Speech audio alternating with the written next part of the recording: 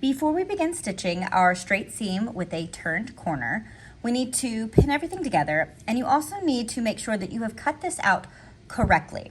So you're going to want your two samples. You need on one side your 5/8 of an inch to be the opposite on your other piece. This is because when we flip this over, so I'm going to put the pin in this side so we can see. They need to be mirror images of each other so that when we flip this around and put right sides together, the short edge that we are sewing down is on the same side. Now, if you happen to have drawn them out where they're both exactly the same, that's fine. Just get your ruler and on your second piece, draw in the seam allowance on the opposite side. It'll be fine. Okay, so we're gonna pin this together similarly to how we pinned the straight seam. We're gonna flip this over so it's right side up, and we're gonna put right sides together. Now this time, instead of starting down at this end, we're going to start at this point. So we're gonna start by poking right into the corner. If you ever are working with a piece that has corners or has notches or any other sort of place where you can match up your pieces, you always want to start pinning at the end points, the corners, and the notches. So we're going to start with the corner here. So I'm going to flip to the other side and see whether or not I am on that corner, which I am most definitely not. So I am going to poke right into that corner. And I think, yes, the direction I have drawn these means I'm going to start with my short end. So this way, turn the corner, and then sew down the long length. If I started from this side, then actually, we're going to flip this over. It does not matter which side you start from. So I would recommend having, if you're looking at it, your shorter side is on your right, facing up. This will make getting to this corner a little easier. So I'm going to stab right in the corner, still making sure that I'm right on top of itself. And just like on the straight seam, we want our pointy end of the pin going towards our left if the seam allowance is above it, okay? Because it feeds through the machine this direction, so make sure your pins are pointed that way. It's not a big deal if you get your pins in facing the wrong direction. You just have to sit and flip them all over before you start sewing. I have done that countless times. I actually did that last week. I put a bunch of pins in something and then realized when I sat down at the sewing machine, I pinned my pins facing the wrong direction.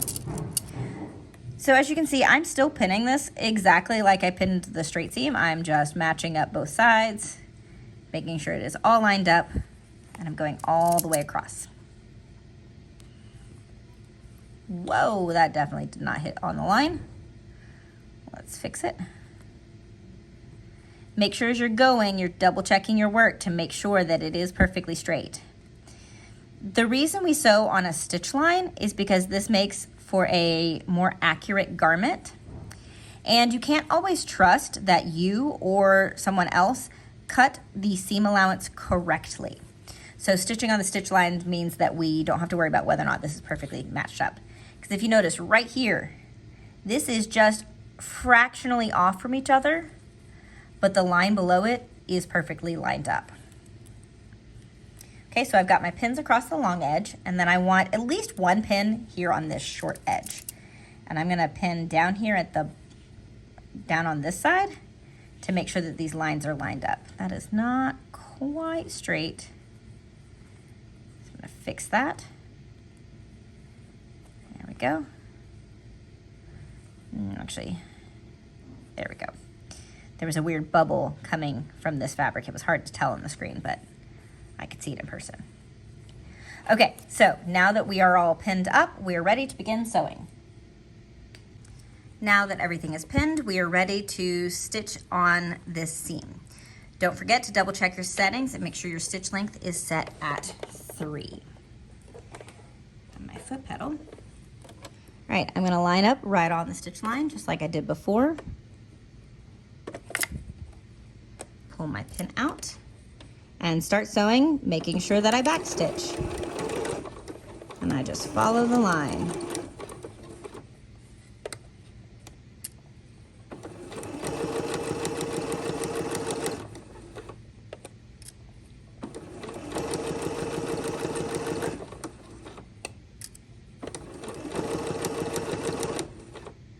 Now at some point before you actually get to the corner, you're going to want to, on this sewing machine, change one of the settings that make sure that the needle stops down. So if you push this button right here, that ensures that the needle stops down in the fabric. Super important for accomplishing this technique. So I'm gonna take that pin out and I'm gonna sew very slowly. I'm actually gonna turn my speed down so I have better control about where I stop.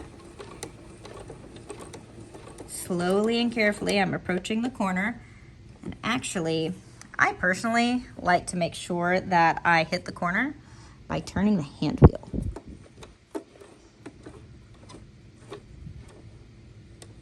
All right, so I have stopped with my needle down exactly on the corner. Now you need to follow these steps precisely or your machine's gonna get mad at you. So your needle is down.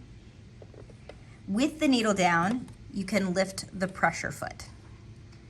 With the pressure foot up, this can rotate, but since the needle is down, the fabric's not going anywhere. So we're gonna turn our fabric so that it is facing the next row. Super important step, put your pressure foot back down.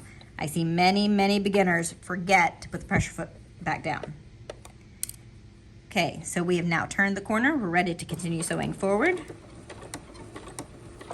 Bump my speed back up now that I'm not trying to approach that corner carefully. And then we're gonna backstitch.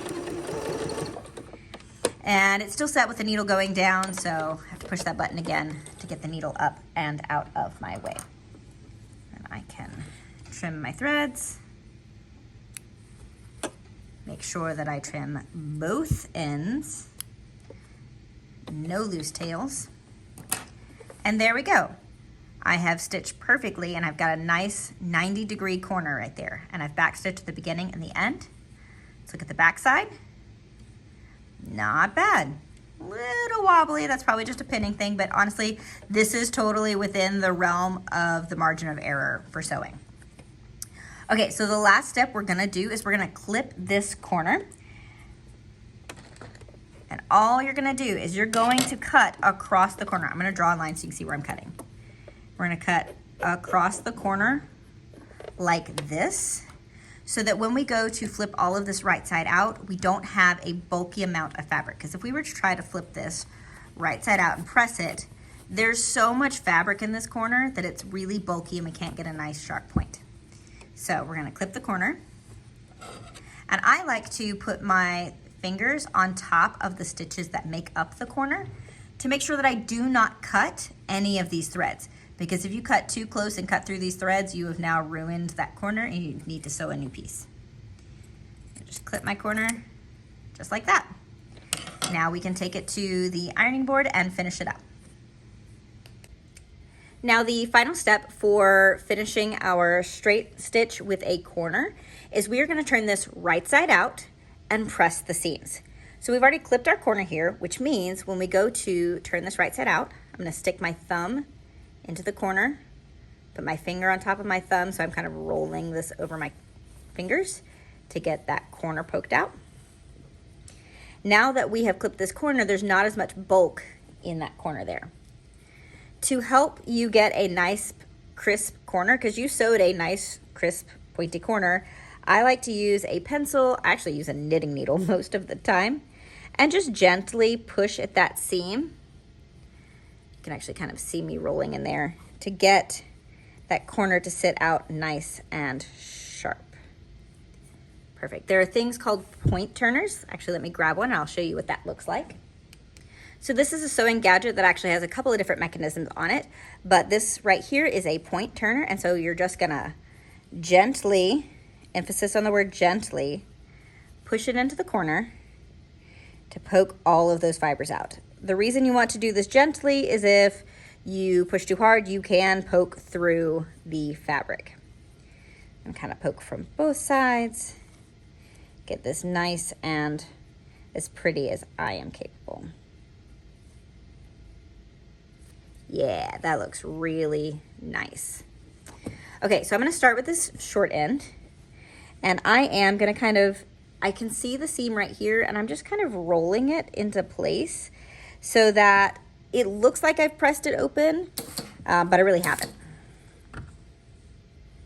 So I've got that crisp edge of a pressed open seam, but we didn't actually press the seam open. I'm gonna do the same thing over here. I'm gonna kind of roll at the corner so that the stitch line is smack dab in the middle of this fold and press it.